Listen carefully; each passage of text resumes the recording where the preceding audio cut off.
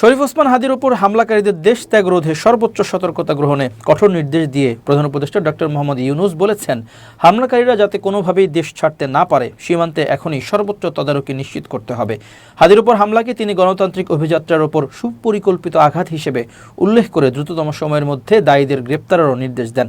প্রধান উপদেষ্টার নির্দেশের পরপরই সীমান্তে রেড অ্যালার্ট জারি করা হয়েছে। সিলগালা করে দেওয়া হয়েছে সকল সীমান্ত বন্দর এবং এয়ারপোর্ট। রাষ্ট্রীয় অতিথি ভবন যমুনায় উপদেষ্টা পরিষদের কয়েকজন সদস্য এবং আইনশৃঙ্খলা ও নিরাপত্তা বাহিনীর গুরুত্বপূর্ণ কর্মকর্তাদের নিয়ে একটি জরুরি বৈঠকে প্রধান উপদেষ্টা এসব নির্দেশনা দেন। বৈঠকে প্রধান উপদেষ্টা ইনকিলাব মঞ্চের মুখপাত্র ও ঢাকা ৮ আসনের সম্ভাব্য স্বতন্ত্র প্রার্থী শরীফ ওসমান হাদির উপর হামলা অন্তর্বর্তীকালীন সরকারের মেয়াদকালে অন্যতম উদ্বেগজনক ঘটনা। এই হামলা বাংলাদেশের গণতান্ত্রিক অভিযাত্রার উপর সুপরিকল্পিত আঘাত। এর মাধ্যমে পরাজিত শক্তি দেশের অস্তিত্বকে চ্যালেঞ্জ করার দুঃসাহস দেখিয়েছে। এ ধরনের হামলার চেষ্টাকে আমরা যে কোনো মূল্যে ব্যর্থ করে দেব। জাতির উপর এ ধরনের অপশক্তির আঘাত কোনোভাবেই বরদাস্ত করা হবে না বলেন তিনি। এই হামলার মাধ্যমে জাতীয় সংসদ নির্বাচন ও গণভোটকে বানচাল করার ষড়যন্ত্র করা হচ্ছে জানিয়ে ডক্টর ইউনূস বলেন, আমরা কোনো অবস্থাতেই এই ধরনের ষড়যন্ত্রকে সফল হতে দেব না।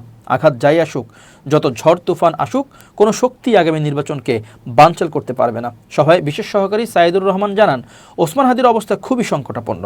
তার পরিবারের ইচ্ছা ইতিমধ্যে তাকে এভার কেয়ার হাসপাতালে স্থানান্তর করা হয়েছে। এ প্রসঙ্গে প্রধান উপদেষ্টা বলেন, যে করেই হোক দ্রুততম সময়ের মধ্যে হাদির ওপর হামলা ও হামলার পরিকল্পনাকারীদের গ্রেপ্তার করতে হবে। তিনি দেশবাসীকে ওসমান হাদির দ্রুত আরোগ্য কামনায় মহান আল্লাহ তাআলার নিকট দোয়া করতে আহ্বান জানান। পুলিশের পক্ষ থেকে জানানো হয়, ইতোমধ্যে হামলার স্থানের সিসিটিভি ফুটেজ ও অন্যান্য আলামত সংগ্রহ করা হয়েছে। তাৎক্ষণিকভাবে সীমান্তে যথোপযুক্ত ব্যবস্থা গ্রহণের নির্দেশ দিয়ে প্রধান উপদেষ্টা বলেন, হামলাকারীরা যাতে কোনোভাবেই দেশ ছাড়তে না পারে সেটি নিশ্চিত করতে হবে। এ সময় ডক্টর ইউনূস বলেন, জুলাই অভ্যুত্থানে সক্রিয়ভাবে সম্পৃক্ত থাকার কারণে যারা সম্ভাব্য টার্গেটে পরিণত হয়ে থাকতে পারেন তাদের নিরাপত্তার বিষয়টি বিবেচনায় রাখতে হবে।